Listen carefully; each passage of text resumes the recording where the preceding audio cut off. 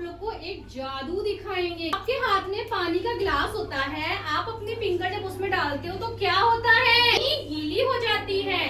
तो आज हम आपको ये दिखाएंगे, जब आप पानी के गिलास में अपनी फिंगर डालोगे तो आपकी फिंगर गीली नहीं होगी। पानी होना चाहिए, एक गिलास होना चाहिए और एक पाउडर होना चाहिए। ठीक है, अब आप मैम एक गिलास में पानी डालेंगी पहले,